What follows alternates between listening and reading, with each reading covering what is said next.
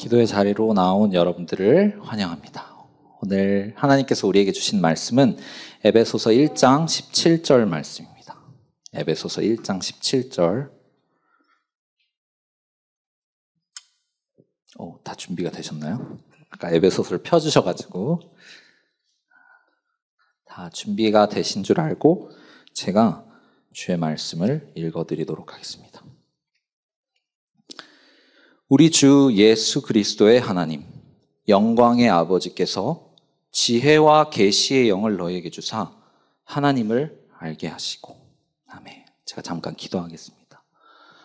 예수 그리스도를 통해서 우리에게 알려주신 하나님, 바로 영광의 아버지, 지금 이 시간 아버지의 영광을 우리가 보기를 원하오니 지금 이 시간 우리에게 성령을 보내주셔서 아버지를 알게 하시고 아버지를 보게 하소서. 예수님 이름으로 기도합니다. 아멘.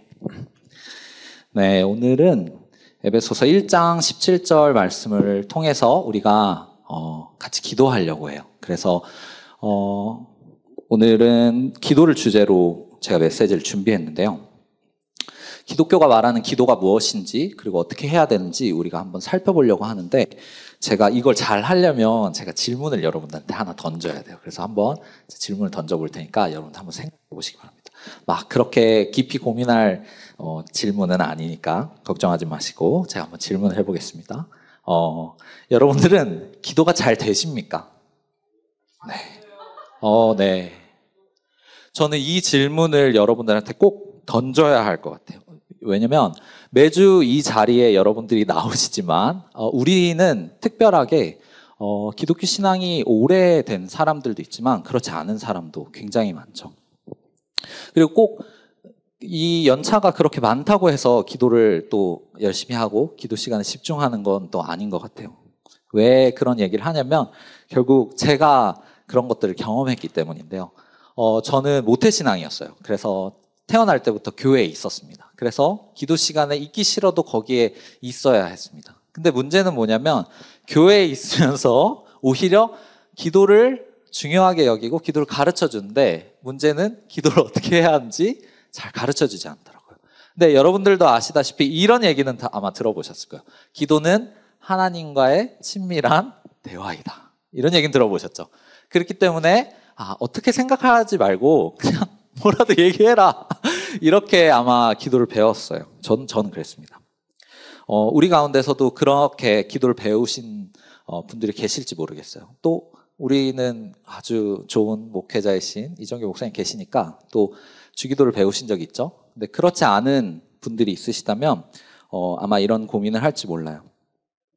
그리고 또 이것을 잘 알고 있다 하더라도 또 하나 가질 수 있는 문제는 기도할 때 여러분들 뻘쭘하지 않으십니까?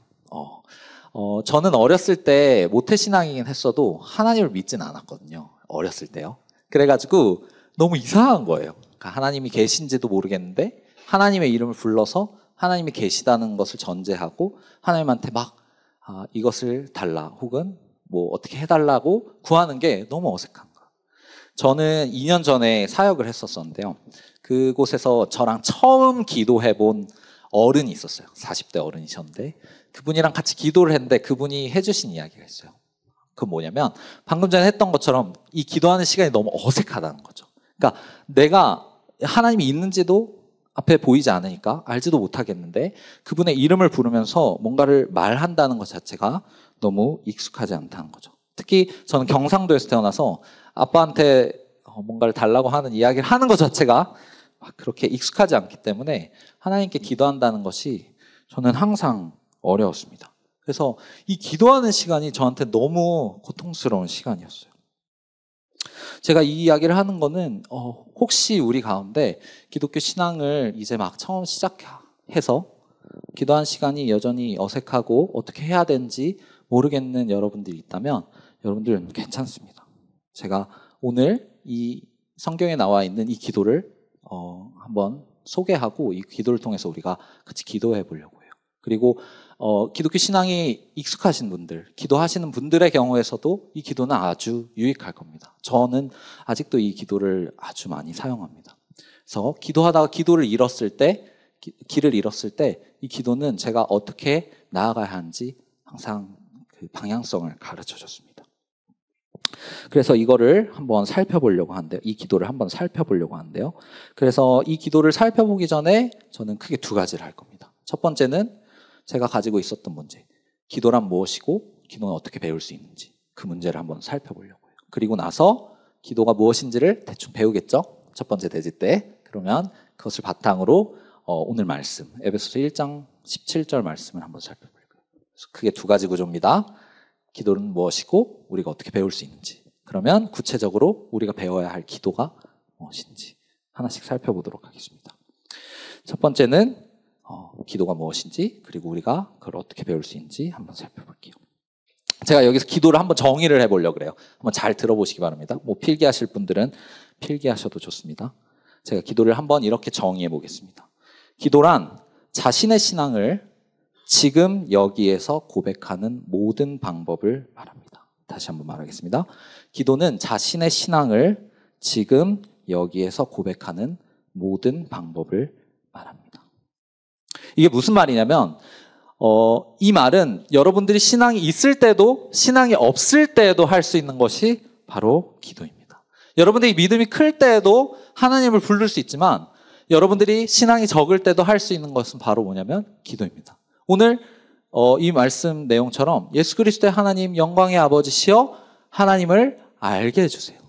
이 말은 여러분들이 알고 있어도 할 수 있지만 모르면 오히려 할 수 있는 것입니다. 신앙은 자기의 신앙을 고백한다는 것, 이 기도를 한다는 것은 말씀드렸던 것처럼 믿음이 클 때도 작을 때도 할 수 있습니다. 그리고 이것을 말할 때 여러분들이 소원을 말할 수 있지만 동시에 여러분들이 감사한 것을 말할 수도 있고요. 기쁨을 표할 수도 있고요. 때때로 여러분들의 탄식이 나올 수도 있습니다. 제가 지금 말하는 요소들이 다 성경에 나와 있는 기도들, 특히 시편에 나와 있는 모든 소원들이 다 그런 내용입니다. 꼭 하나님한테 이거 주세요, 이거 달라고 고백하는 것뿐만 아니라 그것뿐만 아니라 기뻐하기도 하고 감사하기도 하고 진짜 자신의 마음을, 자신의 신앙을 지금 여기에서 표현하는 것이 바로 기도입니다.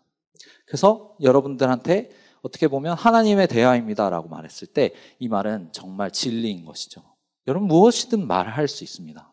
근데 중요한 건 뭐냐면 우리가 기도하는 분이 어떤 분이신지에 따라 이 내가 고백하는 내용들은 달라진다는 것이죠. 여러분들이 만약에 하나님이 멀게만 느껴지고 여러분들이 하나님이 희미하게 느껴지면 그만큼 여러분들은 그 기도하는 내용들이 줄어들겠죠. 그러나 그분이 우리한테 얼마나 친밀하시고 좋은 분이신지 알수록 여러분들은 더 많은 것들을 구하게 될 것입니다. 제가 한 가지 예시를 들려고 하는데요. 여러분들 혹시 기차를 타거나 버스를 탔을 때 뭐 그럴 일은 없겠지만 갑자기 옆에 이재용이 앉아있다고 한번 생각해 보십시오. 이재용을 만났습니다. 너무 좋겠죠. 근데 여러분들 이재용을 보자마자 삼성전자 주식 100주만 주십시오라고 여러분 말하실 수 있으십니까? 말할 수 있어요. 그러니까 저도 그 담대함이 필요한 것 같아요. 오늘 여러분들 가운데서도 하나님 아버지가 그렇게 희미해지더라도 그렇게 담대하게 기도한다면 할 수 있을 것 같아요. 근데 아주 많은 사람들은 아마 곧장 그런 얘기를 하기보다 너무 놀라워서 일단 안부를 전하고 너무 팬이에요. 저는 삼성전자 주식 가지고 있어요. 그런 얘기를 할지도 몰라요. 모든 관계에는 시간이 필요하고 단계가 필요하죠. 그것처럼 하나님을 아버지라 부르고 그분한테 기도한다는 것은 이것처럼 시간이 필요하고 관계가 필요합니다. 그런 점에서 기도하는 것은 잘 들어보십시오. 기도하는 것은 지금 실제 하는 것이 중요합니다. 잘 들어보십시오. 기도는 지금 실제 하는 것이 중요합니다. 이 얘기를 왜 꺼내냐면 제가 이 기도는 자신의 신앙을 고백하는 것이라고 했죠. 그래서 자기가 신앙이 좋을 때도 나쁠 때도 할 수 있는 것이 이 기도라고 했습니다. 그 말은 즉슨 우리가 연차가 늘고 이 신앙의 연차가 늘고 지식이 많아진다 하더라도 기도를 하지 않을 수 있습니다.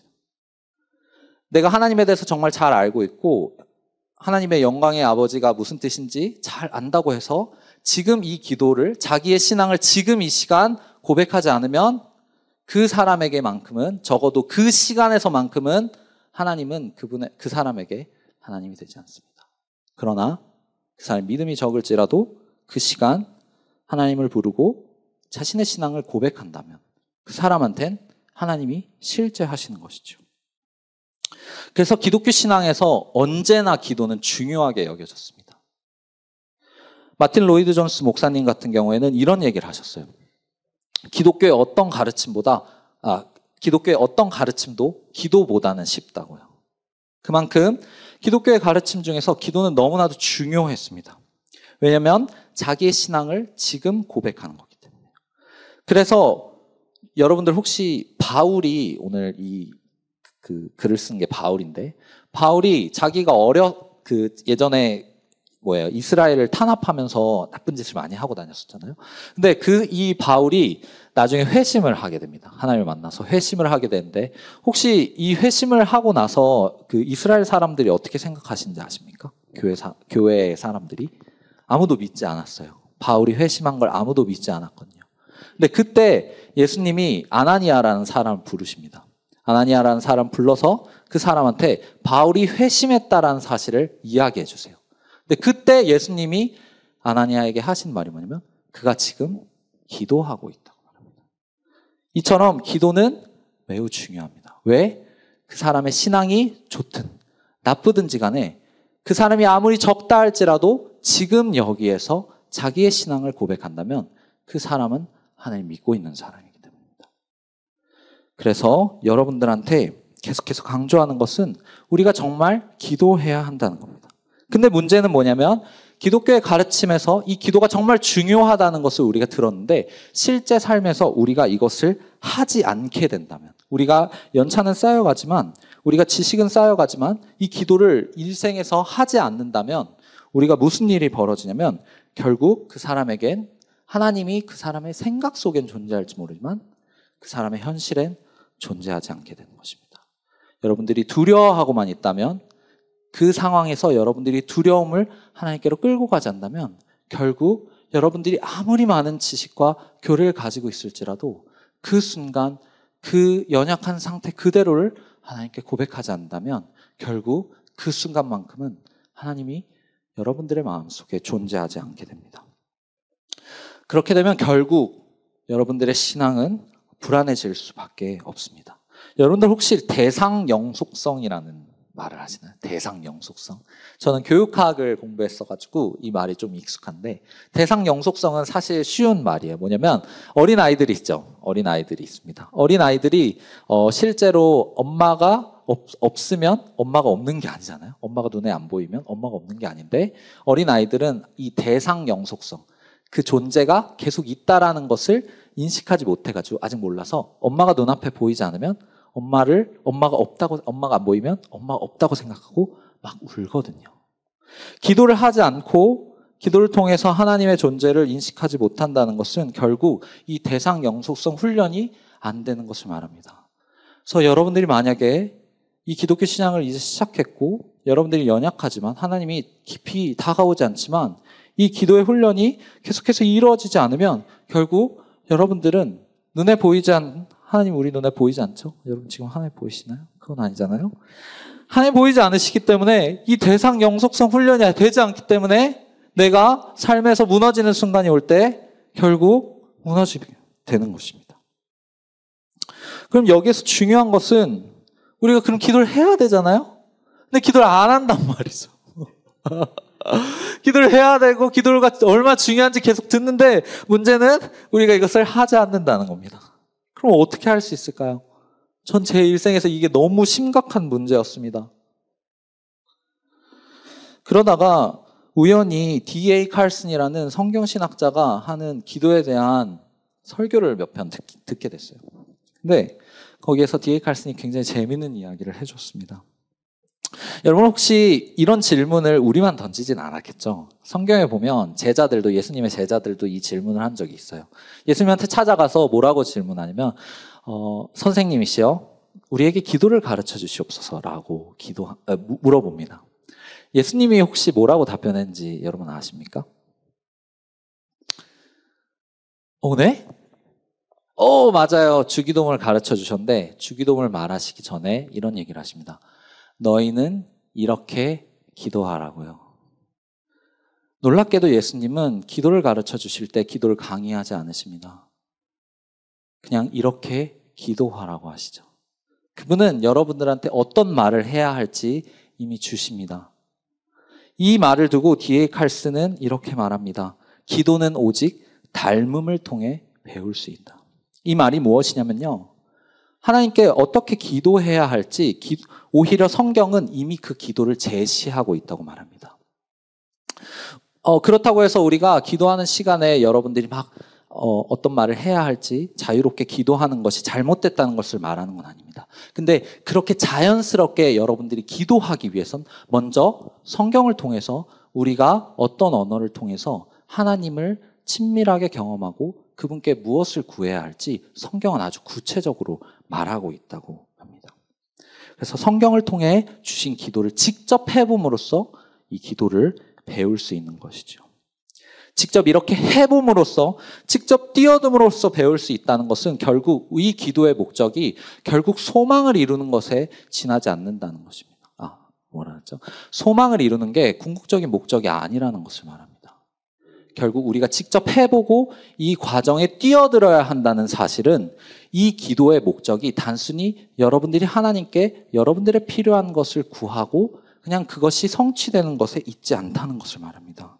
결국 여기에 뛰어들어야 한다는 사실은 결국 이 모든 과정을 하나님이 함께하길 원하신다는 것을 말합니다. 그래서 제가 아까 이렇게 기도를 정의한 겁니다.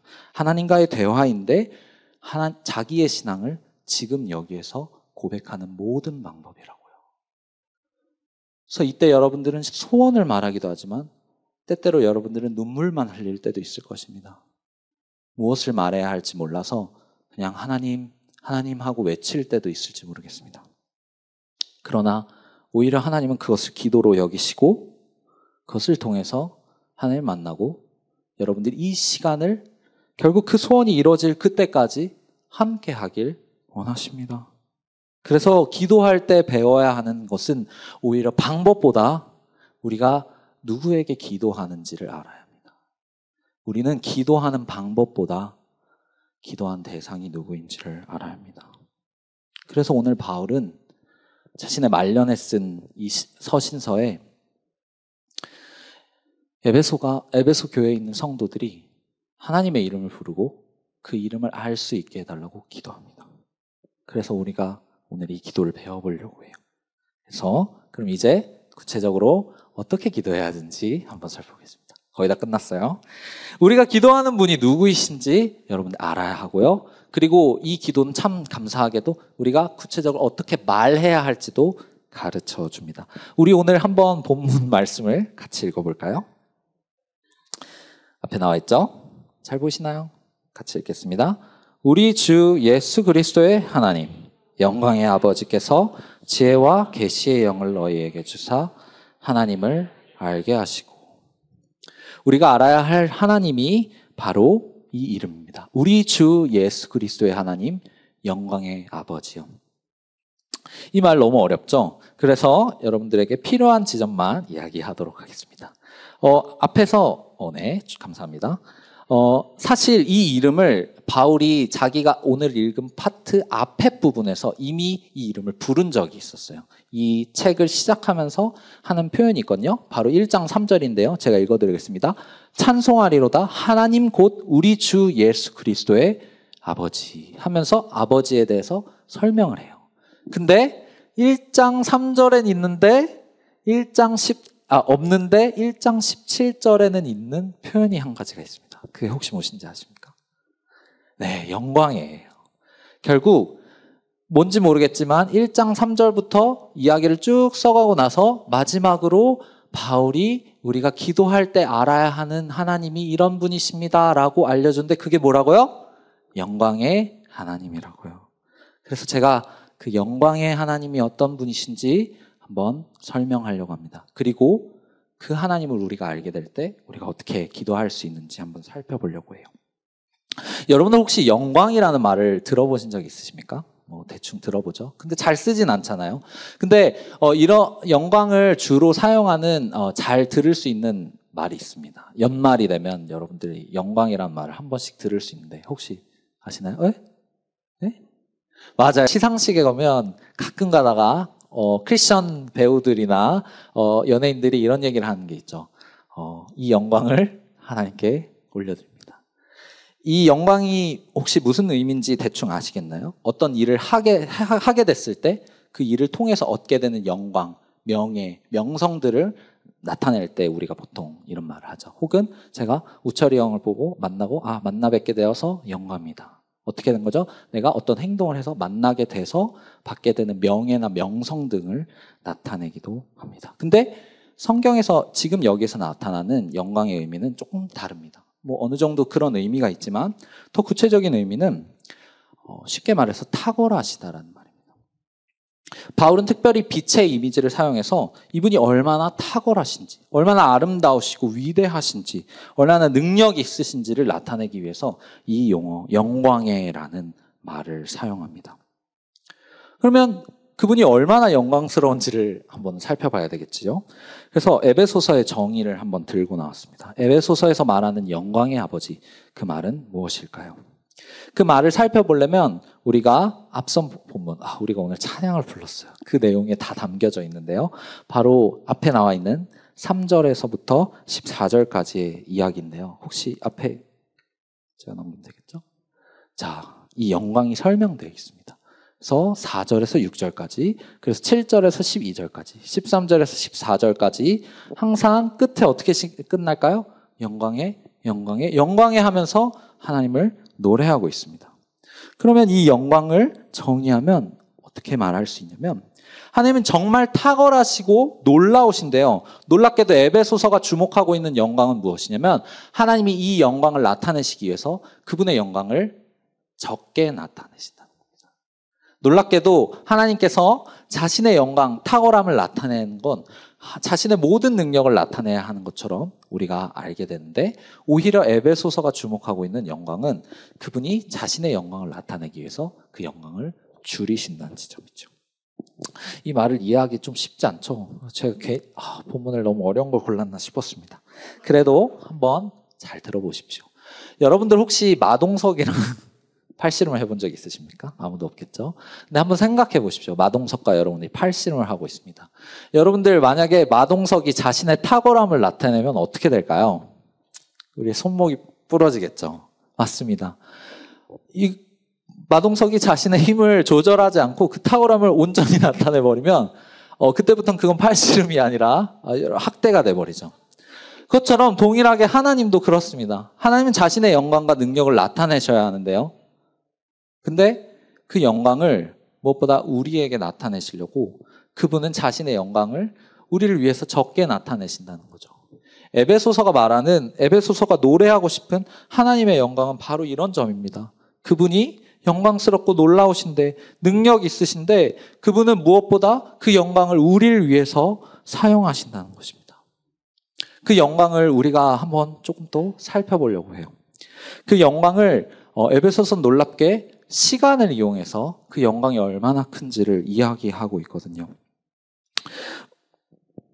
제가 넘겨야 되는군요. 혹시 넘겨주시겠어요? 그래서 크게 세 가지로 이 시간의 크기를 말하고 있어요. 바로 시간 전에, 그리고 2000년 전에, 그리고 지금도 그분이 그분의 영광을, 그분의 능력을 우리를 위해 사용하신다고 말함으로써 그분이 얼마나 영광스러운지를 말하고 있어요. 하나씩 살펴보도록 하겠습니다. 그분은 시간 전부터 자신의 영광을 나타내시는 하나님이십니다. 3절부터 6절까지인데요. 우리 같이 한번 읽어보도록 하겠습니다.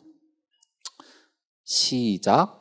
찬송하리로다 하나님 곧 우리 주 예수 그리스도의 아버지께서 그리스도 안에서 하늘에 속한 모든 신령한 복을 우리에게 주시되 곧 창세 전에 그리스도 안에서 우리를 택하사 우리로 사랑 안에서 그 앞에 거룩하고 흠이 없게 하시려고 그 기쁘신 뜻대로 우리를 예정하사 예수 그리스도로 말미암아 자기의 아들들이 되게 하셨으니 이는 그가 사랑하신 자 안에서 우리에게 거저 주시는 바 그의 은혜의 영광을 찬송하게 하려 하심이니라.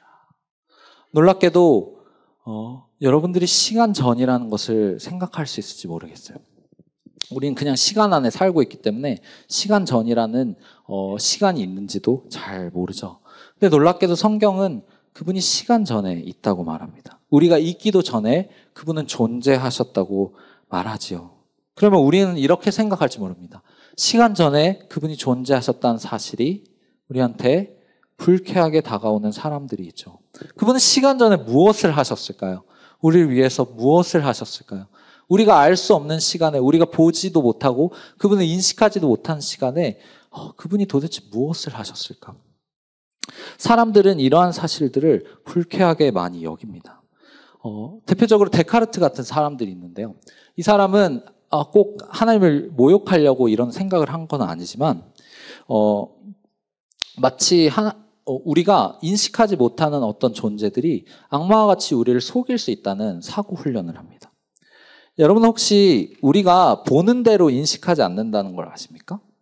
우리가 사실 망막을 통해서 이게 갑자기 과학 시간이 돼버렸는데 망막을 통해서 우리가 인식을 하면 사실 뇌에 인식되는 오늘 우철이 형이 도와준대요. 우철이 형의 이미지가 거꾸로 인식이 돼요.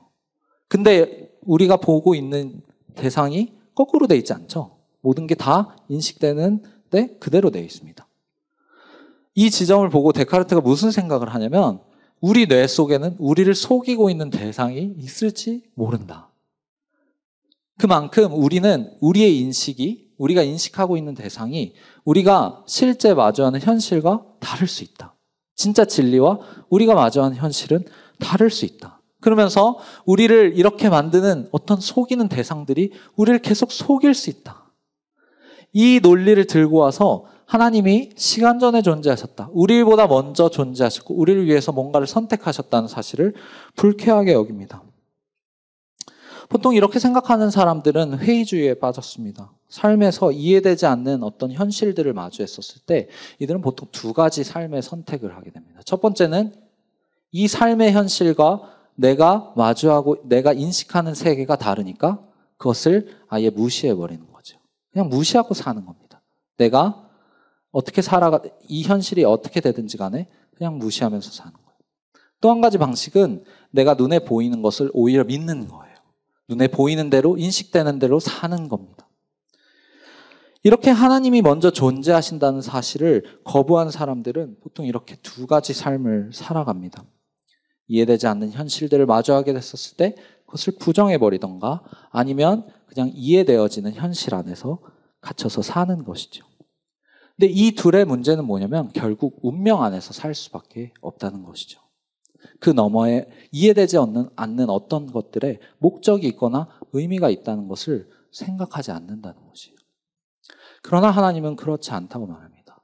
우리가 앞에서 살펴봤던 것처럼 그분은 창세전에 데카르트가 생각하는 악마처럼 여러분을 속일 어떤 궁리를 하고 계신 것이 아니라 오히려 이렇게 말씀하시죠. 그리스도 안에서 자신의 아들을 통해서 여러분을 택해서 여러분들을 아들로 삼기 위해서, 자녀로 삼기 위해서 그분은 이 사랑의 계획을 준비하셨다고 말하지요.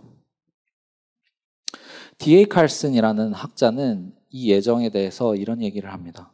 사람들은 너무 많은 상상력을 동원한다고요. 이 예정의 교리를 두고 하나님이 먼저 존재하시고 그분이 우리를 위해서 어떤 행동을 하신다는 것이 그들이 불쾌하게 여기지만 그분은 절대 악마 같은 존재가 아니라고 말합니다. 오히려 우리가 이해되지 않는 어떤 상황들이 우연에 의해서 벌어지는 것이 아니라 오히려 목적에 의해서, 무엇보다 아주 선한 목적에 의해서 그 일들이 이루어지고 있다고 말하지요. 우리 가운데서 혹시 이해되지 않는 어떤 현상들로 인해서, 어떤 고통들로 인해서 어려움을 겪고 계신 분이 있을지 모르겠어요. 그리고 그 안에서 어떤 목적을 가지고 있다는 것은 굉장히 고통스럽게 다가오기도 합니다. 저의 경우에도 그런 경우가 있는데요. 저는 참고로 공황장애가 있습니다. 그래서 지금 엄청 떨고 있는데요. 원래 이렇지 않은데 오늘 그렇거든요. 근데 왜 이렇게 되냐면 제가 이 인생에서 이 고3 때 그 이상한 시절에 제가 너무 열심히 살았나 봐요. 근데 이 공황장애를 얻게 됐었을 때 너무 힘들었습니다. 지금도 여전히 힘들기도 하거든요. 근데 성경이 우리에게 주신 저에게 준 자유는 그럼에도 불구하고 이것이 저에게 어떤 의미를 가지고 있다고 하는 겁니다. 우리는 평소에 살아가면서 이것이 어떤 의미를 가지고 있는지 모를 수도 있습니다. 그러나 분명한 사실은 제가 이것을 가지고 있기 때문에 새롭게 인식한 사실들이 훨씬 더 많기 때문입니다. 제가 이것을 가지고 있기 때문에, 이 병을 가지고 있기 때문에 이 병을 가지고 있는 사람들이 어떤 슬픔 가운데 있는지 대략적으로 이해하죠. 그리고 어떤 상황이 왔을 때, 비슷한 상황이 왔을 때 그 사람들에게 이렇게 대처하면 돼요라고 조언할 수 있습니다. 그리고 또 제가 가지고 지금 이 병을 가지고 있잖아요. 이 병을 가지고 있는 것들 때문에 여러분 지금 너무 심각한 얘기 아니에요? 이 병을 가지고 있기 때문에 오히려 내가 가지고 있었던 다른 것들에 주목할 수 있게 되죠. 우리 가운데서 저와 같이 여전히 삶에서 이해되지 않는 어떤 상황들, 그런 상황들 안에서 하나님이 먼저 계시고 그곳 가운데서 목적과 그 의도를 가지고 계신다는 사실이 여러분들한테 불쾌하게 다가오는 분이 계실지 모르겠어요. 근데 여러분들은 걱정하지 않으셔도 됩니다. 걱정되십니까? 기도하십시오. 하나님은 이 사실, 시간 전에 여러분들에게 다른 마음을 품지 않으셨다는 것을 여러분들이 기도를 통해서 경험하기를 원하십니다. 마지막인데요. 우리는 2000년 전에도 그리고 지금도 그분이 우리를 위해서 영광이 되신다는 사실을 알아야 합니다. 우리 7절에서 12절인데요. 우리 같이 한번 읽어보겠습니다. 시작. 우리는 그리스도 안에서 그의 은혜의 풍성함을 따라 그의 피로 말미암아 속량 곧 죄사함을 받았느니라. 이는 그가 모든 지혜와 총명을 우리에게 넘치게 하사 그 뜻의 비밀을 우리에게 알리신 것이요 그의 기뻐하심을 따라 그리스도 안에서 때가 찬 경륜을 위하여 예정하신 것이니 하늘에 있는 것이나 땅에 있는 것이 다 그리스도 안에서 통일되게 하려 하심이라. 모든 일을 그의 뜻의 결정대로 일하신 이의 계획을 따라 우리가 예정을 입어 그 안에서 기업이 되었으니 이는 우리가 그리스도 안에서 전부터 바라던 그의 영광의 찬송이 되게 하려 하심이라. 불편할 수 있지만 우리가 이 영광을 받게 됐다는 것, 시간 전부터 우리가 하나님의 선택을 받아서 자녀가 됐다는 것은 놀랍게도 당연히 누리는 것은 아니라고 말합니다. 오히려 우리에게 어떤 문제가 있었고 이 문제가 해결되었기 때문에 이 영광을 우리가 누리고 있는 것이라고 성경은 말해줍니다. 성경은 우리가 죄 사함이 필요하다고 말합니다. 이때 말하는 죄는 무엇일까요? 여러분들이 잘 아시는 것처럼 성경에서 말하는 죄는 어떤 잘못된 것을 하는 것 혹은 법을 어기는 것을 단순히 말하지 않습니다. 오히려 본질적인 그 너머의 문제가 있다는 것을 말하지요. 여러분들이 잘못했다 정도가 아니라 여러분들이 잘못됐다는 것을 말해줍니다. 여러분들이 법을 어긴 정도가 아니라 여러분들은 지금 법이 없는 상태라고 말합니다. 원래 있어야 할 것, 원래 사용돼야 할 것들이 작동되지 않고 있다고 말하지요.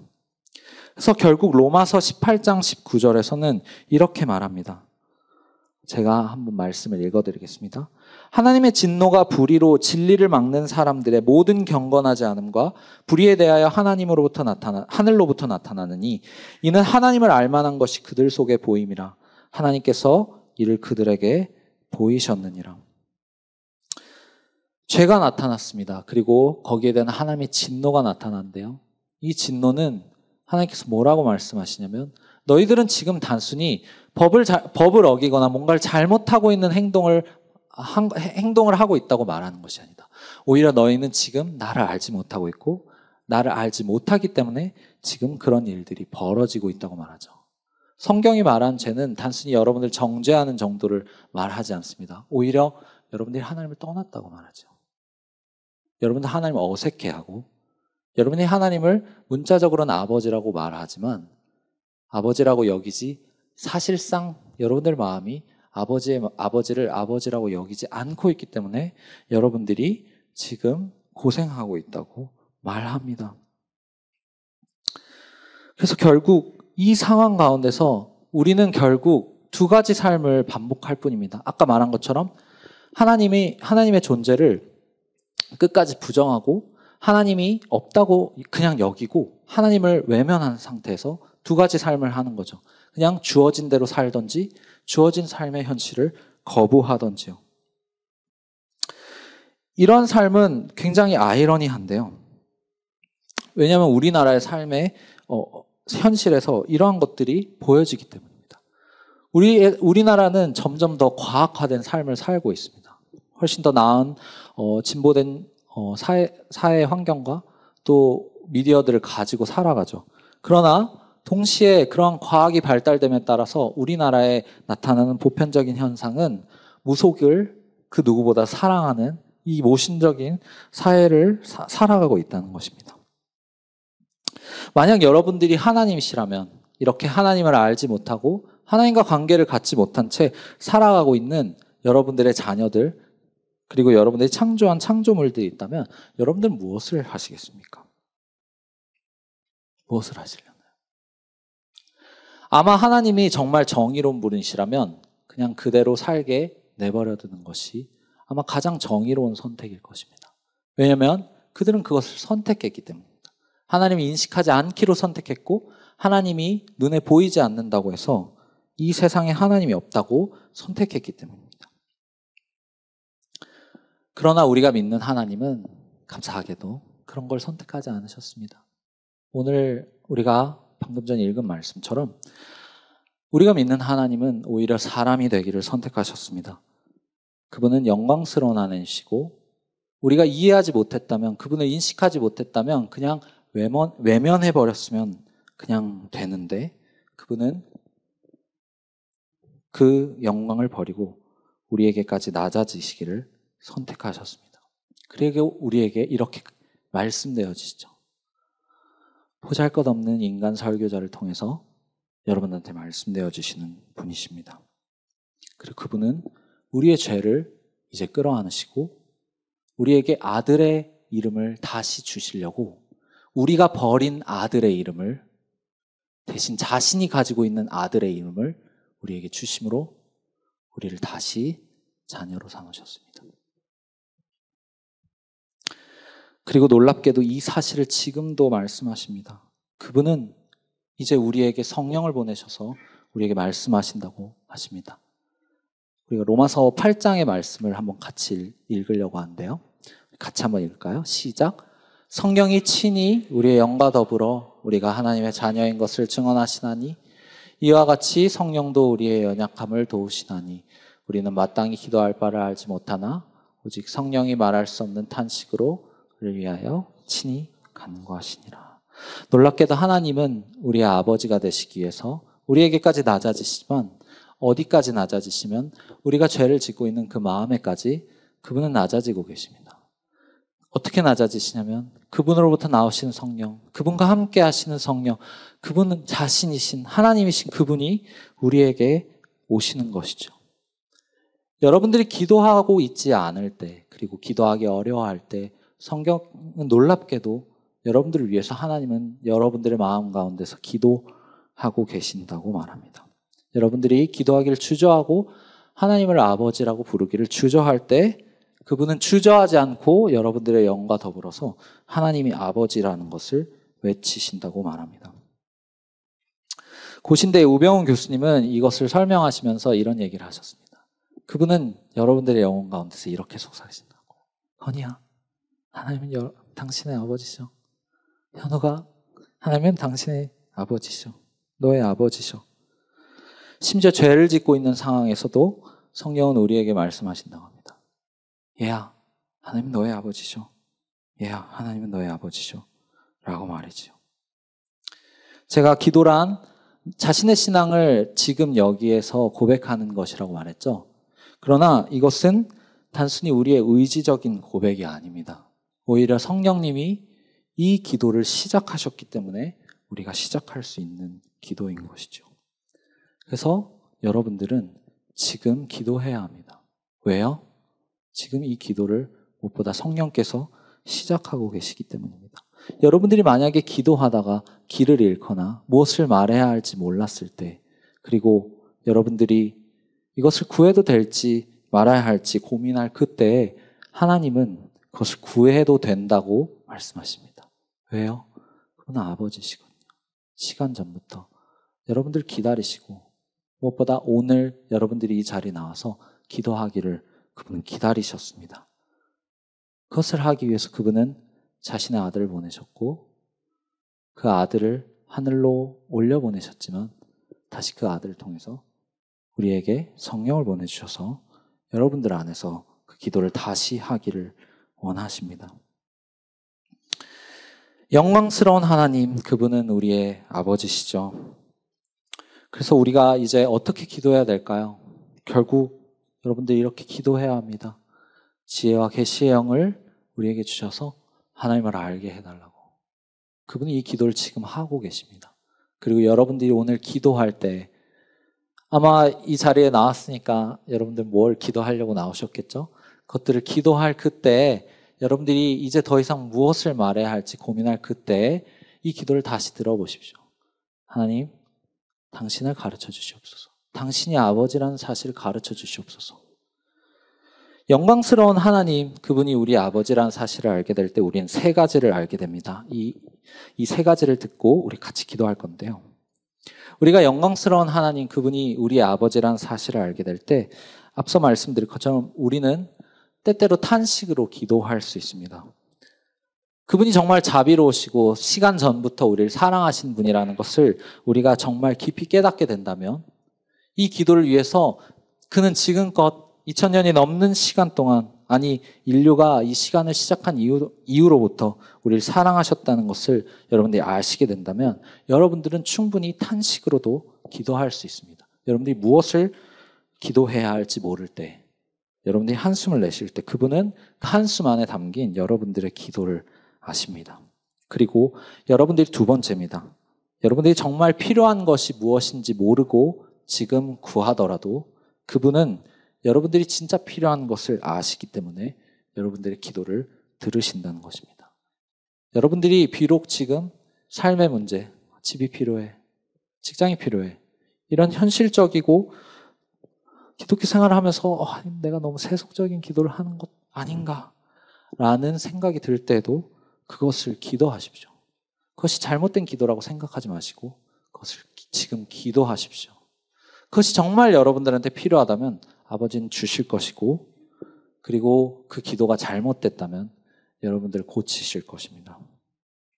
그리고 마지막으로 우리가 구하지 못한 것이 있더라도 우리는 두려워하지 않아도 됩니다. 여러분들이 꼭 오늘 잘 살게 해달라고, 건강을 달라고 기도하셨습니까? 그렇지 않아도 그분은 지금 우리의 생명을 이어가고 계시고 지금 이 자리에까지 안전하게 도착하시지 않으셨습니까? 오늘 우리는 이 영광의 아버지에 대해서 계속 배워봤는데요. 그분은 시간 전에도 2000년 전에도 지금도 우리를 사랑하십니다. 그렇게 사랑하심으로써 자신의 영광을 나타내신 하나님이시죠. 오늘 설교가 어떻게 들렸을지 모르겠지만 여러분들이 이 과정 안에서 익숙하지 않고 여전히 힘들고 하는 건 너무 당연합니다. 왜냐하면 일평생 20년이 넘는 세월 하나님을 알지 못했다가 갑자기 아버지라고 누군가가 나타나서 자신의 이름을 부르면서 기도하라는데 이게 얼마나 힘들겠습니까? 그러나 여러분 이것 시간을 걸릴지라도 여러분의 입을 열어서 이 영광의 아버지를 불러보십시오. 그분은 지금 여기 아까 이재용을 만나서 지금 당장 그 100만 주를 달라고 한다고 해서 할 수 있냐고 했을 때 할 수 있다고 말한 것처럼 그렇게 할 수 있다 손치고 여러분 오늘 구해보십시오. 그분은 기꺼이 여러분들의 아버지가 되길 원하실 것입니다. 우리 모두 찬양하면서 아버지 앞으로 나아가서 우리의 필요를 드립시다.